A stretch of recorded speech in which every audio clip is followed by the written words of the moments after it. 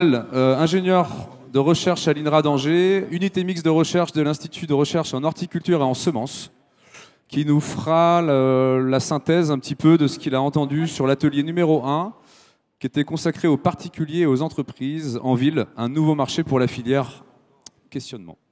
J'appelle ensuite Vincent Guérin, donc lui-même aussi ingénieur de recherche à l'INRA, qui travaille dans l'équipe d'architecture et environnement Arche-E et de l'Institut de recherche en horticulture et en semences, l'IRHS, qui fera le rapport sur l'atelier numéro 2 consacré aux techniques high-tech et low-tech. Et enfin, j'appelle Christophe Soula, ingénieur de recherche géographe à l'INRA et dans l'UMR Innovation de Montpellier, qui fera le rapport de l'atelier numéro 3 consacré aux collectivités et aux associations. Voilà. Messieurs, on vous écoute, vous avez 10 minutes, ils ont 10 minutes chacun, et ensuite on a 15 minutes de questions. Alors prévoyez des questions si vous en avez aussi. N'hésitez pas. Bien, je vais avoir l'honneur de commencer pour donc le premier atelier qui concernait les particuliers et les entreprises en ville, avec la question qui se pose d'un nouveau marché pour la filière horticole. Alors, d'abord quelques constats que je considère plutôt des constats positifs. Les différents intervenants ont montré d'abord qu'effectivement, le milieu urbain était un domaine important, puisque 4/5 des Français maintenant vivent en zone urbaine, comme on l'a dit, et notamment, pas qu'en France d'ailleurs, dans toute l'Europe. Un deuxième aspect chiffré qui est important aussi à prendre en compte, c'est que 71% des foyers qui possèdent un jardin ou une terrasse, et parfois les deux, ce qui représente quand même plus de 19 millions de foyers, donc ce qui représente effectivement un marché quand même conséquent. Une chose importante qui a été soulevée par certains orateurs aussi, qui me paraît important et qu'on reprendra par la suite, c'est que 68% des personnes interrogées, c'est dans des enquêtes France Agrimaire, TNS Sofres, donc 68% des personnes apprécient de s'occuper de plantes, de leur jardin, ce qui me fait penser que ça rapproche d'un autre domaine qui est très à la mode aussi, qui est la cuisine. Et finalement, on est quand même dans un secteur qui, de ce point de vue-là, est attractif pour le public. Un autre aspect qui a été soulevé et qui est aussi, à mon avis, intéressant, c'est que grâce aux nouvelles technologies, notamment bien sûr Internet, les réseaux sociaux, etc., il est possible de toucher un public qui, pour l'instant et depuis pas mal d'années, est un peu délaissé, disons, par l'horticulture au sens général, c'est les jeunes, un public plus jeune. On a vu que, notamment pour la vente par correspondance, pratiquement la moyenne d'âge était au-delà de 55 ans, pour plus de la moitié, enfin, ou pratiquement la moitié des acheteurs. Donc vous voyez, il y a un effort à faire dans ce domaine-là, on le verra tout à l'heure. Une chose aussi très importante, alors qui peut être liée justement à ce public jeune, c'est qu'il faut que ce sont des gens en fait qui sont en attente de solutions simples, pas simplistes, hein, mais simples, qui donc sont sans souci, de façon à éprouver du plaisir quand on jardine. Il y a cette notion de plaisir qui est ressortie souvent. Et puis, pour aller même plus loin, ça peut parfois choquer, avec un esprit ludique, notamment via justement Internet ou les réseaux sociaux. Il y a aussi des tendances fortes qui émergent des différents exposés et puis des discussions qu'on a eues. Il y a une chose qui est importante, bien sûr, on l'imagine bien, c'est un jardinage qui doit être le plus naturel possible, pratiquement bio. Bon. Pour l'autoproduction de la famille, et puis avec des aspects de sécurité, de qualité, sécurité sanitaire, qualité des produits au niveau du goût. Et puis des choses importantes aussi qui sont ressorties en termes de partage de valeurs, de relations sociales, de respect de la terre, enfin de choses comme ça. Là, bien sûr, dans notre atelier, nous n'avons pas du tout évoqué, disons, l'agriculture urbaine, disons, avec un souci de rentabilité réellement. C'était plutôt les jardins urbains sous toutes leurs déclinaisons, mais qu'elles soient individuelles ou collectives, mais avec un souci plutôt, soit, alors deux choses, soit vraiment pour se faire plaisir, c'est-à-dire avoir quelques plantes pour faire soi-même une culture, montrer qu'on est capable de cultiver quelques plantes, de le partager avec des amis, avec sa famille. Ça, c'est un premier volet. Puis un deuxième volet, quand même plus productif, c'est-à-dire avoir des jardins familiaux, partagés, etc., ou même individuels sur sa terrasse, mais pour aussi approvisionner sa famille. Là, avec un vrai souci, disons, d'avoir un résultat utilisable pour la famille. Et puis, une dernière chose concernant les constats, c'est l'implication importante que peuvent jouer les collectivités territoriales dans la mobilisation des citoyens pour favoriser cette horticulture urbaine. Là, c'est vraiment pas de l'agriculture. Avec l'exemple de Paris, où on nous a montré que depuis très peu de temps, quelques mois, avait été créé un permis de végétaliser, de façon que les consommateurs citoyens n'aient pas de difficultés administratives pour planter quelques plantes ou arbustes ou autres à côté de chez eux, sur le territoire communal, public. Et ça, c'était une démarche qui était assez intéressante parce qu'on imagine bien par derrière toute la complexité administrative qu'il a fallu transgresser pour pouvoir arriver à un document simple, lisible par tout le monde et accessible par Internet. Ça, c'était une expérience intéressante. Alors, les objectifs de la filière dans ce contexte. D'abord, pour ce que j'en ai ressenti, moi, c'est d'abord de donner envie de cultiver en ville. Ça est ressorti souvent et cette notion d'envie était importante. Mais ça passe par la nécessité de rassurer, conseiller les gens et surtout, on l'a bien ressenti aussi, surtout ne pas décevoir. Il faut conseiller, arriver à un résultat qui soit toujours positif. Alors, autre chose aussi, comme objectif, je l'ai dit tout à l'heure, c'est attirer de nouveaux clients. Et pas simplement des gens d'un certain âge, je dirais, qui sont déjà un peu des gens, des clients acquis. Et surtout des clients qui sont non experts, mais qui sont fortement sensibilisés par notre sujet.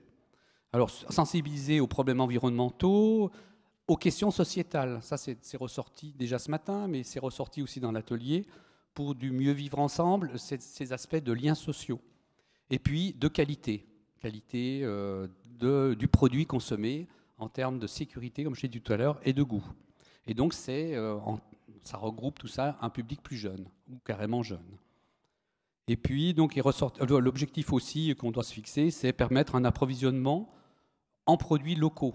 Ça, c'est ressorti très fortement aussi. Alors après, toutes sortes, il faut définir ce qu'on appelle locaux, mais de toute façon, c'est quelque chose qui doit être pris en compte. Et puis, la filière doit aussi s'intéresser aux nouvelles techniques, bien sûr, beaucoup plus attractives pour ces publics jeunes, ces techniques connectées, originales, chercher l'originalité. Je pense que ce matin, il y avait certaines interrogations concernant l'hydroponie, toutes ces techniques un peu bizarres. Est-ce que les gens vont accepter ça ? Moi, je me pose la question de savoir si ce n'est pas l'inverse. Est-ce qu'en proposant des choses qui n'existent pas encore, on ne va pas attirer des clients, enfin des consommateurs ou des gens, ou des jeunes notamment, qui vont découvrir des choses qu'ils ignorent complètement et qui risquent vraiment de les attirer par la nouveauté. Et puis, oui, là j'avais marqué, parce qu'on n'en a pas parlé, mais j'espère qu'il y a un film que vous devez aller voir, c'est Seul sur Mars. Parce que là, je veux dire, en termes d'innovation, de nouveauté, il y a des choses à en tirer, parce que je trouve qu'il y a des images comme ça qui permettent de rebondir. Et je crois que la NASA, d'ailleurs, va en profiter pour développer des programmes dans ce sens-là. Alors, les moyens à mettre en œuvre maintenant, ceci étant dit, d'abord, bien sûr, on l'a vu dans l'atelier à plusieurs reprises, c'est offrir des solutions techniques adaptées à ce contexte urbain, mais des solutions assez simples, même voire simples. Pas simplistes, je dis bien, il ne faut pas que ça soit ridicule, mais des solutions qui soient accessibles à tous. Et puis adaptées à chaque situation. Terrasse, balcon, jardin au sol, hors sol, personnes âgées, etc. Donc ça, on en a pas mal parlé. Je pense que là, il y a beaucoup d'innovations qui sortent. Alors on a vu des cultures en bac, en sac, sur supports verticaux, plus ou moins verticaux d'ailleurs, des cultures hydro, aéro, aquaponiques. Tout ça, c'est des nouveaux mots, enfin pas pour les spécialistes, mais pour le public citadin, certainement que c'est nouveau. Et ça a été bien montré dans les ateliers. Il y a réellement des opportunités à saisir. On a parlé aussi de végétalisation de toiture, là qui fait appel par contre à de vrais spécialistes, puisque là il y a des contraintes à la fois bien sûr techniques, de résistance des matériaux bien sûr sur la construction elle-même, d'étanchéité, de choix de végétaux très spécifiques. Là c'est pas simple, mais il faut que l'utilisateur à la fin ait l'impression d'avoir quelque chose de simple à gérer. En termes de gamme végétale justement, alors là aussi beaucoup de travaux, notamment d'Astrolore, qui ont fait la preuve que des gammes déjà actuellement existent pour répondre à ces marchés et à ces situations diverses et variées. Alors, moi, j'ai bien apprécié les travaux faits par Arexor, à la fois Grand Est et Seine-Manche-Normandie, sur toutes ces plantes qu'on souhaite compactes, petites. Mais alors, ça, c'est un peu simpliste de dire ça, parce qu'en fait, on cherche à la fois des arbres en pot, en bac ou autre, mais qui aient la forme de l'arbre, mais qui soient lilliputiens. Voilà. Donc ça pose des problèmes de recherche par derrière. Et donc en tant que chercheur, Vincent et moi, on s'interroge sur ces questions-là. Autre chose aussi qui m'a intéressé, c'est des plantes bien sûr compactes, mais à croissance ralentie. Donc ça, on imagine bien que le consommateur souhaite une plante qui ne bouge pas trop, quoi, finalement, qui durant l'été pratiquement ne pousse pas, soit très belle mais ne pousse pas. Donc là, ça pose aussi plein de problèmes d'ordre physiologique et autres qui sont intéressants. De même, les fruitiers, on veut des fruitiers nains, parce que bien sûr, on ne peut pas mettre un pommier de 7 mètres de haut sur une terrasse, mais avec des fruits normaux. Donc c'est vrai que c'est ambigu aussi. Et puis bien sûr, bon, dans d'autres domaines, toute une gamme de plantes, on a vu ça dans différentes présentations, de plantes herbacées, aromatiques, maraîchères, vivaces. Bien sûr, maintenant on intègre tout, on ne fait plus les distinctions habituelles de la filière, mais qui sont adaptés à ces milieux particuliers. Sachant que quand on fait l'inventaire de tout ce qui a été présenté, eh bien, on s'aperçoit qu'un très grand nombre d'espèces, notamment herbacées ou semi-herbacées, se développent très bien, puisque Marianne Joussemet a soulevé le cas du céleri rave ou du chou rave, qui finalement, en hydroponie sur billes d'argile expansée, donné une très belle rave. Donc en fait, à un moment donné, on peut peut-être cultiver aussi des carottes ou n'importe quoi d'autre. Alors ensuite, aussi un troisième élément à mettre en avant, c'est l'innovation en matière de services rendus au public, et services au sens très général jusqu'à la vente. On a bien montré dans certaines présentations qu'il ne fallait pas simplement chercher à vendre, mais aussi à apporter un environnement qui satisfasse le consommateur, hein. Notamment, comme je le disais tout à l'heure, le rassure, l'incite justement à acheter ce qu'il voit en ligne, par exemple, notamment pour avoir des conseils sur l'installation du bac avec ses plantes, des aspects aussi de livraison. Là, on a beaucoup parlé, bien sûr, on parle de marchés locaux, mais ensuite, ça pose en ville des problèmes d'accessibilité à ces plantes, que ce soit des plantes qu'on veut installer sur un balcon ou des légumes qu'on veut aller chercher chez un producteur local. Donc il y a tous ces aspects de livraison qui sont à prendre en compte. On ne peut pas trop imaginer transporter par drone des kilos de tomates, mais enfin, voyez un peu l'idée hein, quand même.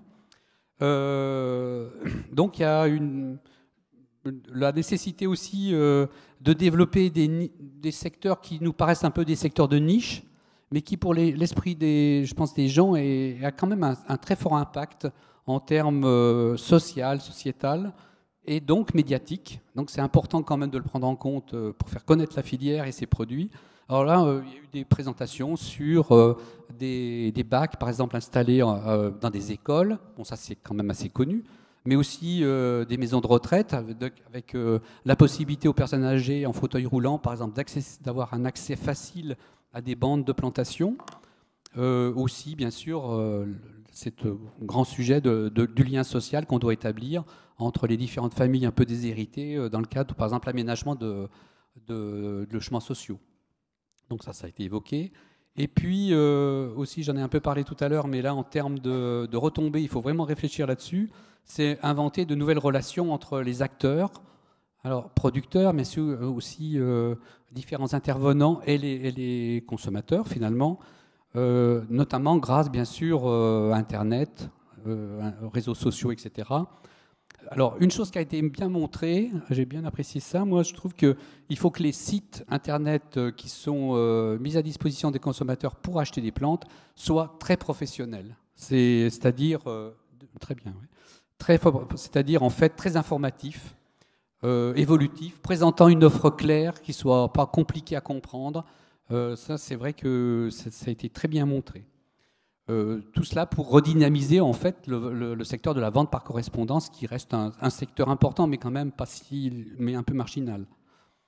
Et puis rechercher aussi à créer un lien permanent entre le produit, donc le producteur, et la personne qui a envie de ce produit, et le consommateur. Donc c'est ce qui a été montré aussi. Alors c'est des démarches assez bizarres pour nous, de mettre en relation, par exemple, des légumes et les gens qui vont les acheter, non pas par un site internet qui va annoncer des quantités, enfin qui va proposer des quantités achetées, mais un jardin virtuel. C'est-à-dire, c'est le jardin virtuel qui va commander en quelque sorte la production. Donc, c'est pour moi personnellement, c'est assez surprenant comme approche, mais c'est vrai que on rejoint l'aspect ludique qu'on évoquait tout à l'heure et qui potentiellement peut intéresser effectivement des publics jeunes.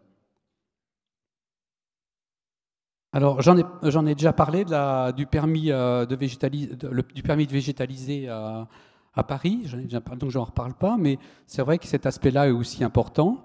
Et puis, donc pour conclure, je dirais que on a la chance que, quand même, il faut le dire, on n'arrête pas de le dire, et dans le lien horticole, pratiquement dans tous les numéros, on le dit, le végétal en ville à la cote, donc il faudrait pouvoir en profiter. Et c'est vrai qu'on quand on fait l'inventaire de tout ce qui a été dit tout à l'heure, on constate qu'il y a quand même beaucoup d'indicateurs qui sont au vert, donc au moins des indicateurs de tendance du comportement des gens. Et donc il faut que la filière arrive à capter cette clientèle curieuse. Curieuse, mais aussi non experte. Donc c'est important de savoir qu'on a affaire à des gens maintenant pratiquement qui n'y connaissent plus grand-chose. Quand on l'a dit ce matin, je ne vais pas revenir là-dessus, on a des publics jeunes qui n'ont plus de lien direct avec la Terre, mais qui souhaitent quand même y revenir. Et puis donc, des publics qui sont intéressés, mais aussi exigeants. Donc il faut savoir y répondre, mais faire attention de ne pas les décevoir, comme j'ai dit tout à l'heure. Voilà, donc en quelques mots, et je crois en respectant le timing, plus ou moins. Bon, donc je vais passer la parole à Vincent. Qui va parler donc de l'atelier Low-Tech High-Tech. Qui s'intitulait « Comment les innovations peuvent révolutionner la végétalisation urbaine ».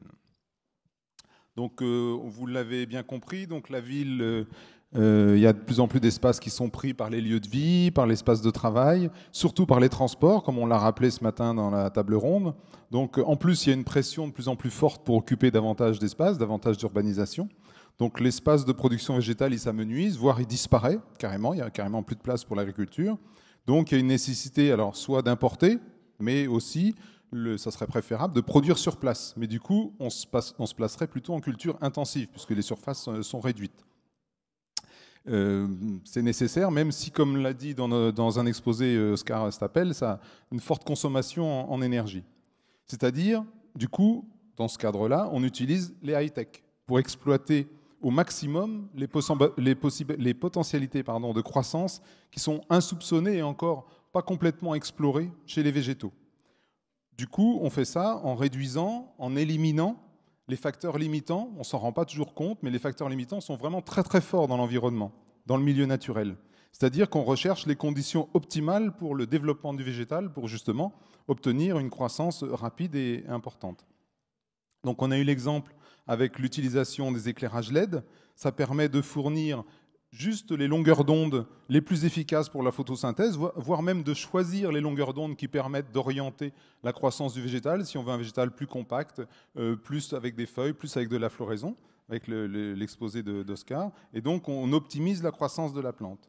Un autre exemple, c'est l'utilisation de l'aéroponie, qui permet de produire rapidement des plantes, justement en exploitant pleinement le potentiel de croissance et d'absorption du système racinaire, qui lui aussi est fortement limité dans le sol, qui présente pour le système racinaire des conditions qui sont vraiment très contraignantes. On ne s'en rend pas toujours très compte. Le dernier exemple, c'est avec l'utilisation de l'aquaponie, qui pour moi est plutôt de la high technicité, c'est vraiment du technique derrière, où on associe la production de deux règnes différents, le règne végétal et le règne animal, en étant en grande majorité, et au maximum, c'est l'objectif complémentaire, c'est-à-dire que les déchets de l'un sont servent en intrant à l'autre système de production. En plus, si on ajoute l'autonomie énergétique, donc on augmente encore le niveau de technicité. Donc la mise en place de ces high-tech nécessite non seulement de répertorier, de rassembler, d'utiliser les connaissances acquises sur la physiologie du végétal, mais aussi de les compléter. On ne connaît pas encore tout, en produisant de nouvelles, en collaboration avec la recherche. Et ce qui est intéressant, du coup, c'est que ça booste l'ensemble, ou ça concerne l'ensemble de la filière, de la production au grand public, mais jusqu'à la recherche. Donc il y a encore plein de voies à défricher. Comme ça, à titre d'exemple, l'utilisation de capteurs qu'on arrive à développer, qu'on pourra avoir in planta, pour mieux connaître la biologie, la physiologie de la plante, et surtout la réceptivité de la plante à des sollicitations, des stimulations qui soient à la fois biologiques, par des apports ou dans l'environnement, mais aussi chimiques et physiques. Deuxième point, la ville, par la densité de ses habitants, ses activités, elle est génératrice de déchets. On en a parlé aussi dans différents exposés, dont la partie la plus dense de ces déchets, elle est organique, elle est riche en éléments minéraux, elle est chargée en eau. Donc finalement, ça, c'est un peu les propriétés d'un substrat, d'un bon substrat. Donc ces déchets, après compostage, ils doivent constituer un milieu de culture, c'est l'objectif en tout cas, pour faire croître le végétal. Donc on a eu un exemple très démonstratif avec la production de champignons sur du marc de café pour obtenir, c'était dit dans l'exposé, un rendement supérieur à la tomate en serre. Donc c'est un exemple à étendre et à développer. Ce recyclage peut être associé avec l'utilisation de surfaces qui sont non prévues pour la culture, mais qui sont aptes à la croissance des végétaux, comme les toitures, qui sont exposées à la lumière solaire. Donc on a eu des exemples avec de nombreux potagers qui se mettent en place sur les toits terrasses et qui permettent de produire directement pour les restaurants ou les habitants qui habitent en dessous. Et j'ai discuté là, pendant le repas avec une personne au Luxembourg qui a développé un prototype sur un toit d'immeuble et il a calculé que son circuit, c'était un circuit ultra court parce que les légumes faisaient 12 mètres, descendaient 2 étages et c'était bon. Donc ce deuxième point, il est moins high-tech. Bon, il s'appelait low-tech dans le titre de l'atelier, mais il n'en est pas moins respectable. Il est porteur d'avenir car il fait entrer l'agriculture urbaine dans le recyclage, l'économie circulaire, c'est-à-dire la mise en place d'un système de production alimentaire durable sur le lieu même de consommation. Donc finalement, le défi de l'agriculture urbaine, c'est donc de se développer ce côté high-tech, ce côté low-tech. On voit bien que les deux sont complémentaires, ne sont pas forcément toujours ensemble, ils peuvent être associés mais pas complètement, tout en étant transversal, comme l'a dit M. Châtelain tout à l'heure, c'est-à-dire en associant les différents acteurs de la filière pour être complètement, et ça, ce dernier point est important, intégré dans le métabolisme urbain, pour essayer d'être à l'intérieur du métabolisme urbain et pas d'avoir ou des entrées ou des sorties extérieures. Voilà mon résumé. Oui, très bien, j'aurais pas mieux fait du tout. Maintenant, on va passer à le dernier atelier, donc collectivité association, avec M. Soulard. Eh bien, donc nous avons eu 4 exposés dans cet atelier. On a commencé par écouter le témoignage du maire adjoint de Mouans-Sartoux, qui est une commune de 10 000 habitants située près de la Côte d'Azur.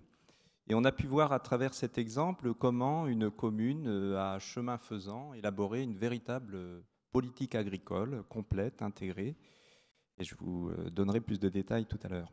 Ensuite, on a eu 3 exposés qui présentaient plutôt des programmes d'expérimentation, de recherche, de bilan, avec l'Astrédor qui a présenté des expérimentations sur la végétalisation des murs et toitures, présentant une diversité de schémas techniques, combinant supports muraux, hauteurs, expositions, variétés. Ensuite, on a eu une présentation d'un projet interdisciplinaire sur les jardins associatifs urbains, comparant les situations sous différents angles dans 7 agglomérations urbaines.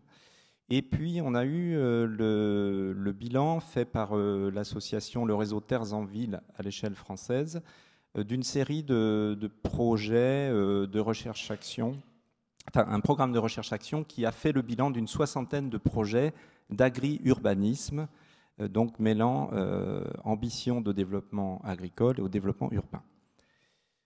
Alors, un point intéressant de ces apports, c'est finalement quels sont les enjeux et les motifs de ces projets. Ce qu'on voit avec l'exemple de Mouans-Sartoux, et dans plusieurs cas, c'est que finalement l'agriculture urbaine n'est pas toujours l'objectif de départ, l'objectif initial. Et Mouans-Sartoux, en fait, si aujourd'hui a une politique agricole, c'est pour des problèmes au départ de santé. C'est à partir de questions de santé qu'est arrivée la question alimentaire puis agricole. Et avec un aspect très daté, c'est la crise de l'ESB qui avait entraîné l'arrêt de la consommation de viande momentanée et à partir duquel la municipalité a réfléchi, a décidé de passer au bio pour la viande et ensuite a développé une série d'initiatives qui se sont complétées chemin faisant. Et des initiatives qui, après la santé, sont passées par la culture pour en revenir ensuite à l'aménagement et au développement économique. Sur l'exemple de l'Astrédor, c'était intéressant parce que les expérimentations, elles sont plutôt faites dans un objectif d'esthétique urbaine pour décorer, agrémenter la ville. Et le débat portait sur l'intérêt de ces expérimentations pour justement adapter à des cultures alimentaires, à des fins alimentaires. Et je pensais, en écoutant cet exposé, à tout l'intérêt de ces travaux. On parlait ce matin des villes du Sud qui avaient été peu évoquées. Et par exemple, dans les bidonvilles, les grandes villes du Sud, il y a beaucoup de réflexions sur des agricultures sans sol, donc sur les murs, sur les balcons, sur les toits, pour pouvoir améliorer la situation alimentaire et médicinale.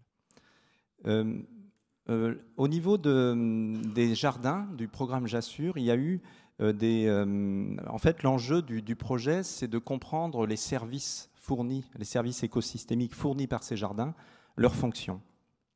Et un des résultats intéressants de ce projet, c'est que, par exemple, sur la fonction alimentaire, Jean-Noël Gonzalez a dit que les jardins, en fait, produisent une petite part de l'alimentation des urbains aujourd'hui, même là où il y a beaucoup de développement. Par contre, c'est une ressource indirecte puissante sur les changements de comportement vis-à-vis de l'alimentation des personnes qui pratiquent ces jardins. Il y a des résultats aussi intéressants sur les risques et les dangers de la pollution qui étaient mal connus, et le projet établit bien le fait qu'il y a des problèmes de pollution des sols qui sont d'un double problème. D'une part, des problèmes liés à la pollution d'origine industrielle, mais également les problèmes des suramendements qui ont pu être pratiqués et qui posent des problèmes de pollution des sols jardinés. Et puis la question de la biodiversité, qui ici est une biodiversité assez ordinaire dans les jardins. Le résultat du projet montre que la faune des sols des jardins est particulièrement riche. Et un des autres enjeux sur lequel je reviendrai, c'était la question de la gouvernance de ces jardins, parce que le contexte qui le caractérise, c'est qu'il est très peu organisé et très complexe. Terres en Ville a présenté d'autres enjeux, c'est en situant l'histoire finalement de comment l'agriculture est devenue une question urbaine, donc la question de la mise en politique de l'agriculture dans les territoires urbains, donc en revenant sur l'histoire de l'aménagement. Et en montrant que finalement l'agriculture périurbaine, le problème s'est posé au départ en termes d'aménagement.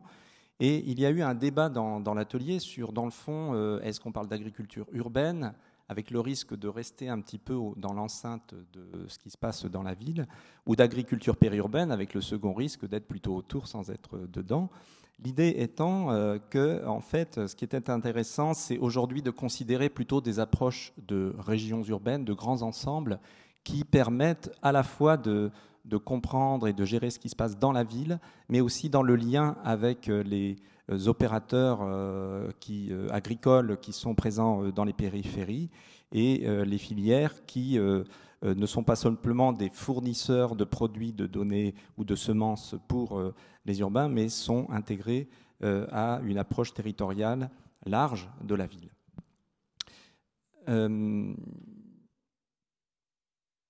Alors, sur le plan du rôle des collectivités territoriales et des associations, un des apports intéressants du témoignage de Mouans-Sartoux, c'est de voir qu'une commune, finalement, peut s'appuyer sur des outils municipaux pour établir une véritable politique alimentaire.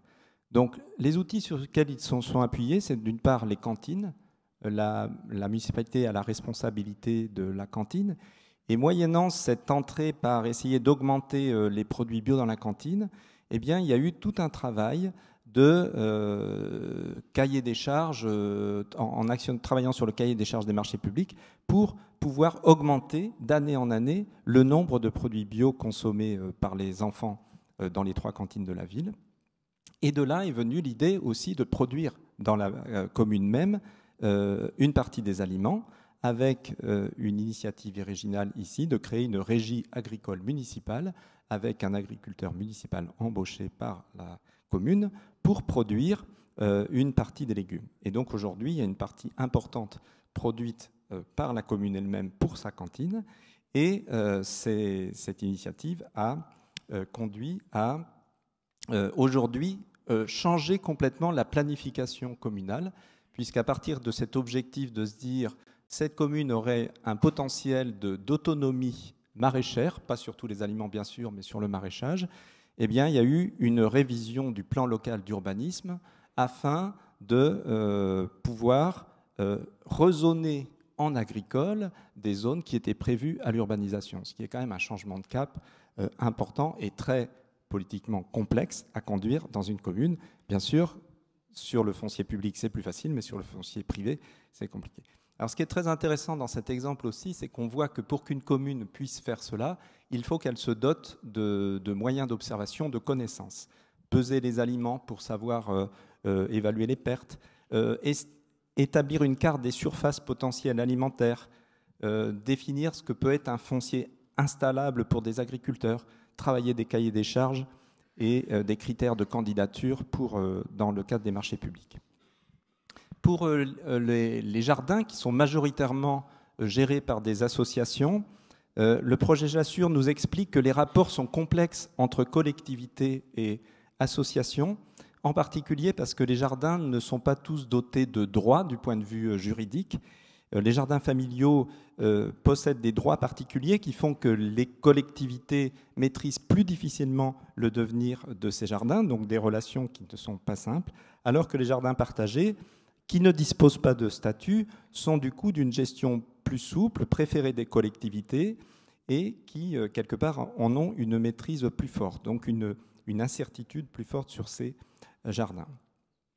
Et en fait, ce que ressort du témoignage du projet, enfin des résultats du projet Jassure, c'est qu'on a affaire à une myriade d'acteurs de plus en plus complexes, d'associations médiatrices d'autres associations en lien avec les collectivités, et que c'était une difficulté pour les professionnels, par exemple du paysagisme ou de l'urbanisme, de savoir à qui s'adresser, comment collaborer avec des acteurs qui sont vraiment très atomisés. Et enfin, le projet Terres en Ville a présenté une typologie de projets d'agri-urbanisme, montrant que la tendance aujourd'hui, c'est de proposer des projets qui hybrident l'agricole et l'urbain, à la fois dans l'urbain même à travers une catégorie de parcs agri-urbains où on va ménager des zones agricoles au sein du projet urbain, mais aussi des projets de campagne urbaine qui sont plutôt sur le travail de l'interface entre un espace rural et une ville proche, et puis même des quartiers agri-urbains, sorte d'éco-quartiers agri-urbains qui vont intégrer l'agriculture et l'alimentation dans la conception urbaine d'un quartier. Je vous remercie. 10 minutes et 3 secondes. Merci. Remerciez-les, ouais, merci beaucoup pour eux.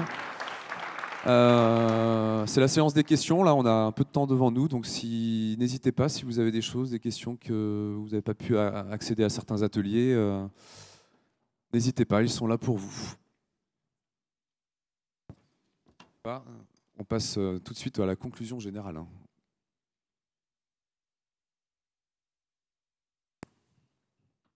Parfait, messieurs de l'INRA, on va vous souhaiter un grand merci, un bon retour. Et puis on va passer tout de suite à la conclusion du coup général.